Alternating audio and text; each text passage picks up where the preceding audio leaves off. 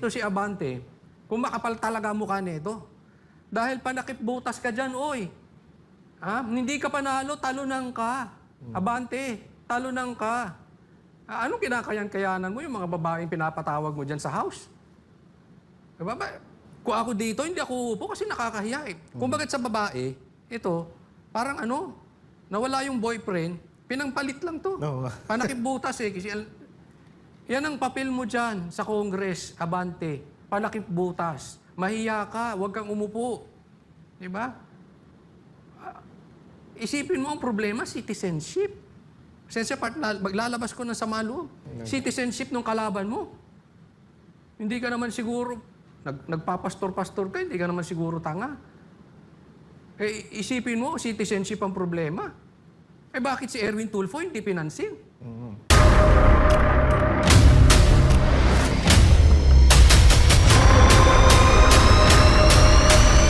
Bago tayo mag-umpisa, baka pwede nyong i-like ang video na to. Malaking bagay ang like sa aming mga content creators. Maraming salamat po.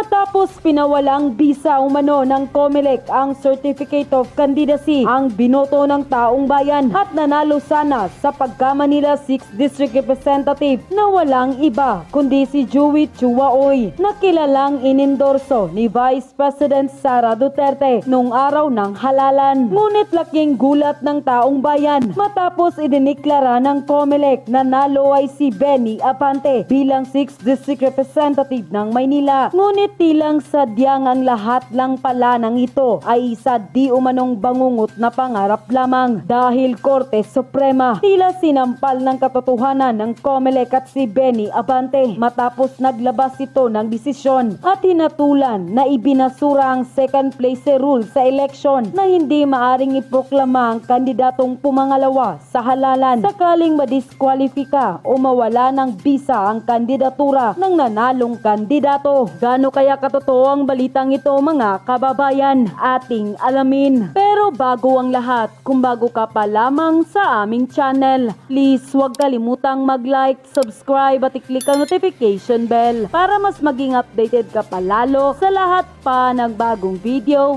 na i-upload namin. At eto na nga mga kababayan, mukhang karma na di umano ang inabot at hindi na tuluyang makakaabante pa si Benny Abante matapos idiniklara ng COMELEC siya ang nanalo sa 2025 midterm election dahil nga sa kadahilan ng umano na na-disqualify ang first placer na si Chuaoy na kanyang katunggali. Ngunit ilang araw pa lamang ng kanyang pagyayabang sa social media ay tila agad-agad binawi ng Korte Suprema na hindi na maaring ideklara ang second placer na nanalo kung ma-disqualify man ang first placer kung noon ay pwede. Pero ngayon ay binago na ito ng Korte Suprema. Ayon pa sa post online, Supreme Court strikes down second placer rule. The Supreme Court in bank has abandoned the second placer rule as it held that there is no legal basis for proclaiming the second placer in elections when the winning local elective official is disqualified or ineligible. Instead, the rules on succession in cases of permanent vacancy as stipulated in the local government code shall be applied.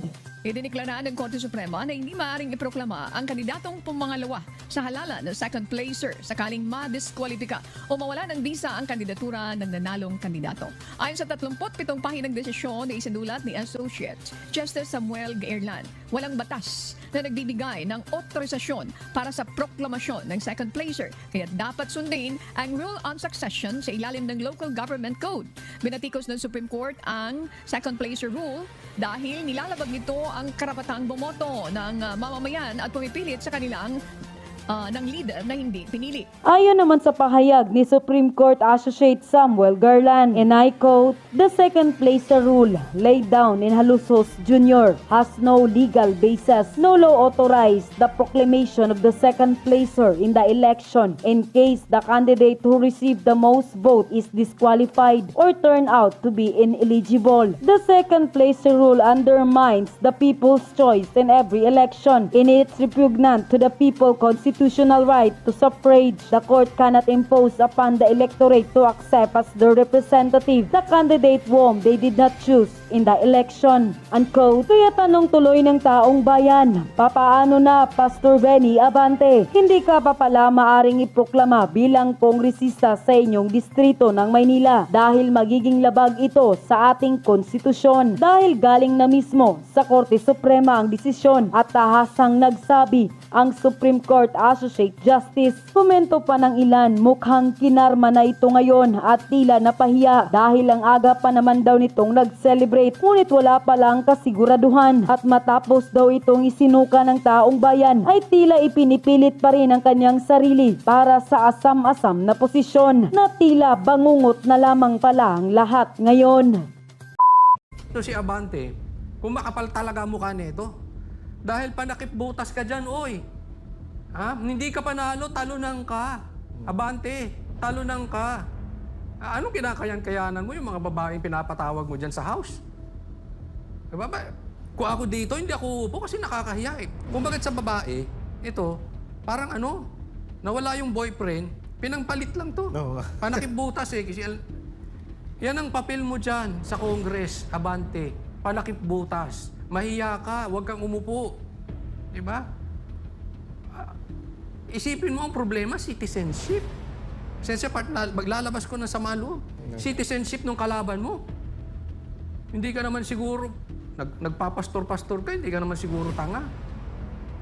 Eh, isipin mo, citizenship ang problema. Eh bakit si Erwin Tulfo hindi pinansin? Sabit-sabit ang citizenship noon, ha? Oh. Decided na yun. Ito, haka-haka pa lang. May problema citizenship. Mahiya ka, Abante. Huwag kang magpaka ano-ano dyan. Kayo din, Garcia. Ang nangyari kay Abante, Naku. talo na, nanalo pa. Galing, ano? Ibang klase talaga ang mundo ngayon. Isipin mo yung panalo, hindi makaupo. Yung Duterte Youth Party List, 3 yun. 3 upuan sa Congress yun.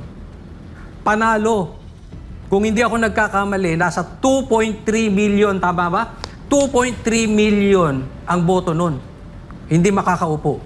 Hindi pinaupo. Samantalang to si Abante, talo, pero panalo. Baligtad ngayon. Kaya nga, sabi ko sa inyo, ngayong panahon ni BBM, pag ikaw ay nakakulong, nakademanda, hinahabol ng batas, ikaw yung gumagawa ng tama. Pag ikaw ngayon namamayagpag, wala. Ibig sabihin nun, wala kang alam gawin sa buhay mo kung hindi sumipsip kay Tamba o kay Marcos. Ganyan lang eh. Ako nga minsan napapaisip, partner eh. Kasi nung before the election, ang daming nagsasabi, ayaw nilang bumoto, wala din mangyayari, dadayain. Eh ako naman si think positive ako eh. So lagi ko sinasabi, di wag, basta gawin natin yung responsibilidad natin at yung resulta iwan natin sa Diyos. Bahala, basta kailangan natin bumoto. Sa katunayan, pinilit ko pang madalian, umuwi. Nasa US ako noon para lang makaboto, no? Pero parang lumalabas, partner, parang tama yung taong bayan. Napapaisip ako ngayon. Bakit nga ba bumoto pa ako? Parang ganun ang nangyayari ngayon eh. Kasi may kwenta ba yung boto natin? Nanalo ang Duterte, pero hindi makaupo. According to BP Sara. Tapos, Duterte Youth Party List. Tapos, itong naman kay Abante. Di ba? Parang, ako sa totoo lang, parang ayoko na rin bumoto. Kung ako lang tatanungin, medyo nawawalan na ako ng hanggat andyan si Garcia, hindi na muna ako siguro bumoto. Kasi siya rin pala masusunod. Pahihirapan mo pa akong pumila. Ang init-init. Di ba? Merong mga matatanda dyan, naka-wheelchair. Aakyat sa... Wala namang mga elevator yun, wala namang escalator. Isipin mo yun. Tapos, ang masusunod lang pala si Garcia. Pambihirang buhay ito. Well, anyway, ewan ko to si Abante. Kung makapal talaga mukha nito. Dahil panakip butas ka dyan, oy. Ha? Hindi ka panalo, talunan ka. Abante, talunan ka. Anong kinakayan-kayanan mo yung mga babaeng pinapatawag mo dyan sa house? Diba ba? Kung ako dito, hindi ako upo kasi nakakahiya eh. Kung bakit sa babae, ito, Parang ano, nawala yung boyfriend, pinangpalit lang to. No. Panakip butas eh. Kasi yan ang papel mo dyan sa Congress, Abante. Panakip butas. Mahiya ka, huwag kang umupo. Di ba? Isipin mo ang problema, citizenship. Sensya part, maglalabas ko ng sama loob. Citizenship ng kalaban mo. Hindi ka naman siguro, nagpapastor-pastor ka, hindi ka naman siguro tanga. Eh, isipin mo, citizenship ang problema. Eh, bakit si Erwin Tulfo hindi pinansin? Sabit-sabit ang citizenship noon, ha? Oh. Decided na yun. Ito, haka-haka pa lang. May problema citizenship. Mahiya ka, Abante. Huwag kang magpaka ano-ano dyan. Kayo din, Garcia. Ako kasi partner, kaya ako naaasag dito sa nangyayari ngayon. Wala naman kasing perpektong administrasyon. Ako naniniwala ko, one way or another, may mga kalokohan bawat isa. Walang perpektong tao, hindi ka perpekto, hindi ako perpekto, walang perpekto. Pero itong ginagawa nila, kumbaga sa, halimbawa may mga politikong sadyang magnanakaw, yun yung akyat bahay. Yung tulog lahat sa gabi, aakyatin ka. Saka atake. Itong ginagawa ng COMELEC, ninanakawan ka sa gitna ng daan. Harap-harap. Harap-harapan. Ano, kababuyan eh. Yung lahat nakatingin, gagawin nila. Basta magreklamo na lang kayo, basta gagawin namin yung gusto namin. Sagad na po ito. Yung nangyari dito kay Uy at saka kay Abante, Abante. sagad na yun. Sagad na po yun. Itutuloy ko, baka partner may gusto ka sabihin kasi ang dami kong gustong ano dito. Oh. Alam mo, partner, naisip ko nga dyan. Kaya yung mga kababayan natin, parang ano na talaga parang kabado pagdating sa 2028. Kasi nga, itong nangyayari na to, hindi na people's choice eh. Kumbaga COMELEC, choice. Kumbaga kung sino yung gusto nila, kung sino yung malapit sa kanila, o kung sino yung baka di umanong malaki yung bayad sa kanila, yun talaga yung papaupuin nila. Ang mahirap dyan, yung binoto ng taong bayan, wala na kayong pakialam, COMELEC. Kung sino yung gusto ng taong bayan, ang gusto nyong ilagay talaga dyan, yung mga nakaupo. Katulad nito ni Abante. Tsaka ang bilis nila kumilos, partner eh. Biruin mo, pagdating dyan sa sa pagpapalit o pagtanggal dito sa kay Uy, ang saglit lang nilang ginawa. Pero yung panawagan ng taong bayan na manual recount, na nasa batas naman yan, puro sila palusot, puro sila Kasi maputol dahilan. kita ha, naproklama na ito si Uy. Ano na to? Dineclare void ab initio. Ibig sabihin, from the start, void na siya. Kaya nga. So, ibig sabihin, parang hindi siya kandidato. Ganun lumalabas. So, pagka hindi ka kandidato, sino yung susunod na malaki boto? O yan, ganun ang ano niya. Parang pinagmukha lang talaga tayong nito eh. Pinaglalaruan. Ganun lang ang nalabas dyan eh. Kasi kung hindi naman, ewan ko biruin mo, kung hindi na lang sige, sabihin na natin hindi na lang yung national, nationality ang pag-usapan natin. Yung sa Pamplona, mayor dyan, second district mayor, tapos tumakbo siya ng Negros congresswoman sa third district. So yung mga bagay na to at yung mga bagay na kitang-kita naman natin na mali, hindi pinapakilaman ng COMELEC o walang imik ang COMELEC. Pero pagdating dito sa mga, especially dun sa mga Duterte, kagaya niyang party list na Duterte Youth na yan, hindi nila maiproklama. 3 upuan. Pero mo naman, 3 upuan, ayaw niyong paupuin. Bakit? Kasi meron kayong gustong ilagay dyan? Question mark po yan, ha? Hindi, tsaka hindi lang yan. Kasi pina-impeach, naalala mo, before the election, pina-impeach nitong Duterte Youth Party List si BBM. So siguro, ito si BBM, kinabahan. Lalo na pag 3 upuan niya, pag nag-file yan ng impeachment, Yari. alam niya mayayari siya eh. Kasi this coming 2028, tandaan niyo to, hanggat palapit ng palapit ang 2028, nagiging powerless to si Marcos, unti-unti. So ayaw niya paupuin yan dahil dito sa ano?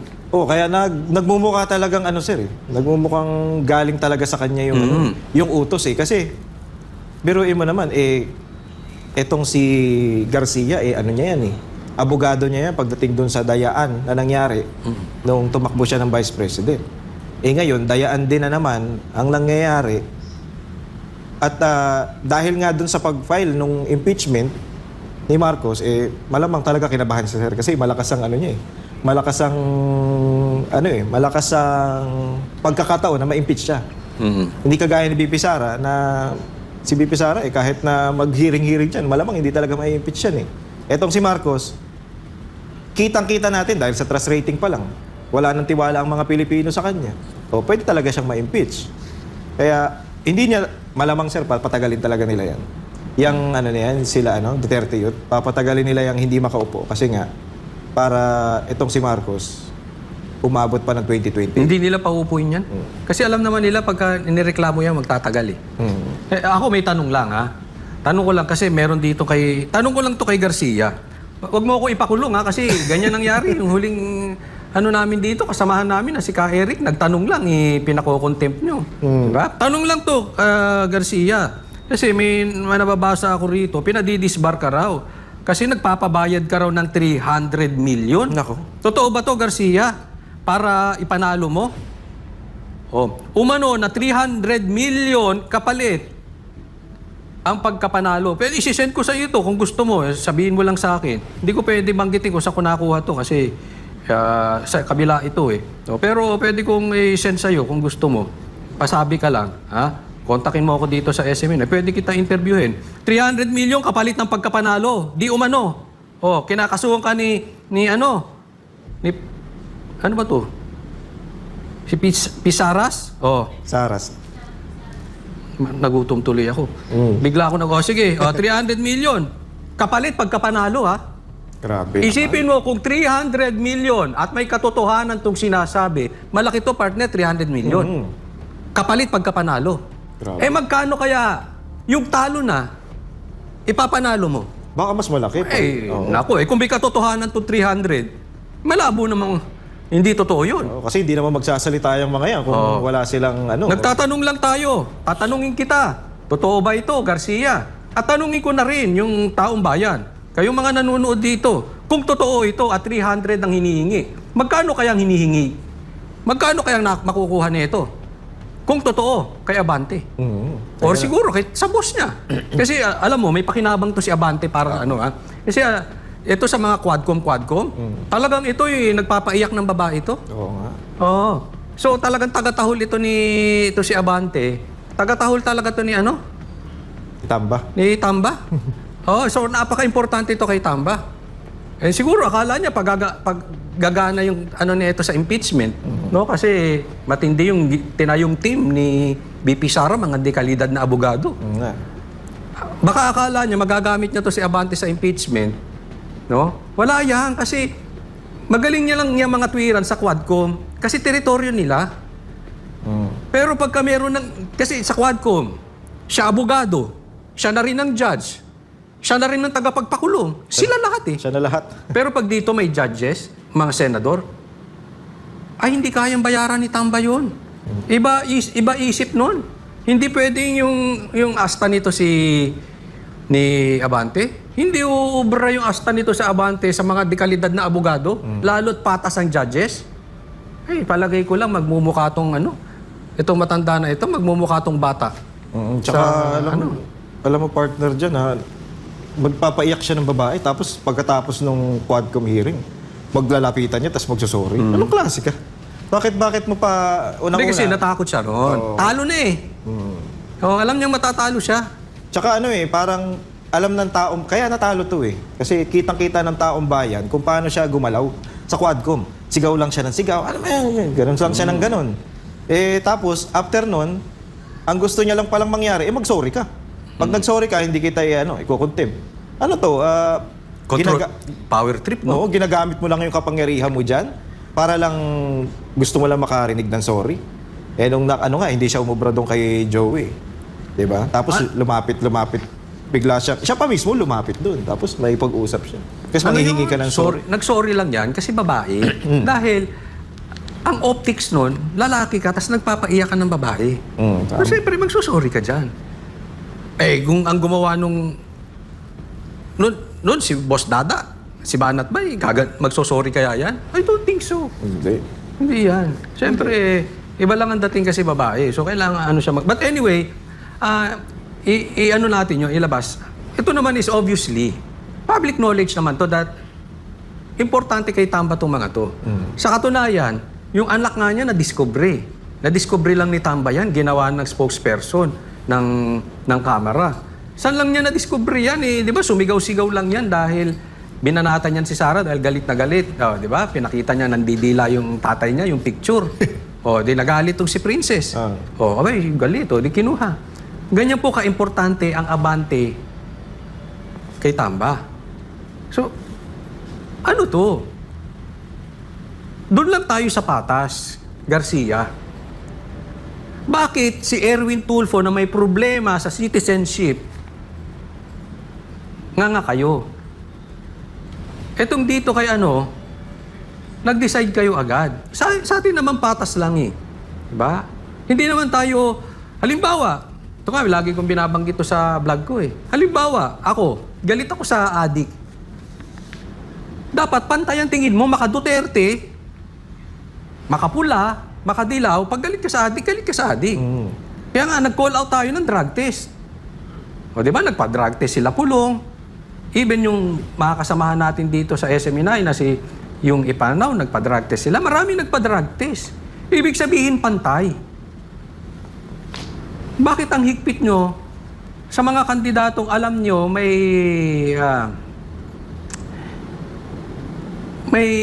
malapit sa Duterte? Or meron kayong gustong ipanalo? Isip-isipin nyo yan. Alam mo, mga kababayan ko, dapat mag-ingay tayo dito eh. Etong ginawa kay Abante, ito ilantarang pambababoy. Huwag tayong tumahimik dito. Diba? Karapatan natin eh. Ako hindi tayo nagtatawag ng gulo. Nagtatawag tayo ng isang legal na pamamaraan. Questionin natin. Ang COMELEC maging patas. Kasi dapat ang COMELEC walang kinikilingan, dapat yan patas. At yun na nga mga kababayan, ano na ang masasabi mo? Kung mayroon kayong hinaing at komento patungkol sa balitang ito, please comment down below. Pag-uusapan natin yan sa comment section. At kung nagustuhan nyo ang video, ay huwag kalimutang mag-like at i-share na din para mas marami pang makaalam at umabot ito sa marami sa ating mga kababayan. Maraming salamat po.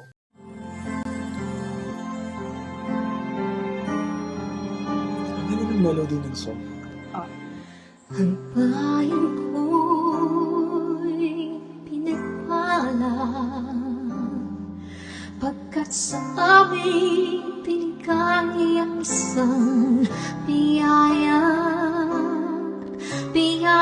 na mag-aahon sa hirap at dilim ng kahapon at sa bawat Pilipino'y magtatanggol sa bayan ko dati laganap pang-api at tusa sa aming mga mahihirap.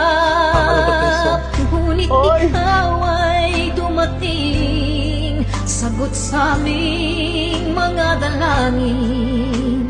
Muli kaming babangon, mabuhay ka na kay Digong.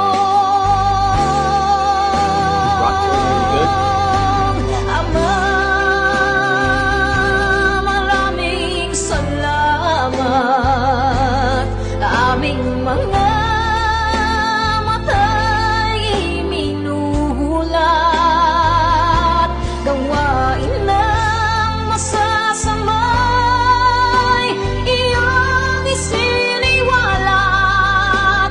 Ikaw lang ang pag-asa naming lahat.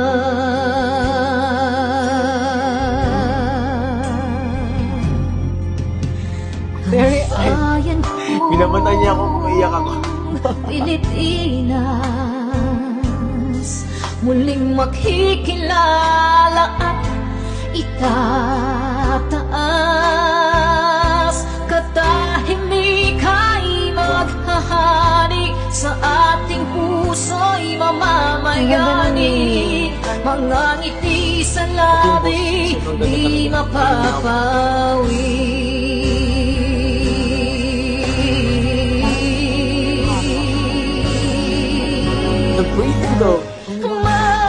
Mabuhay ka, Tatay Digong, maraming salamat. Ang malasakit sa Pilipino ay walang kasing tapat. Ika'y paglalaban ng iyong mga anak. Tunay kang biyaya sa bansang Pilipinas.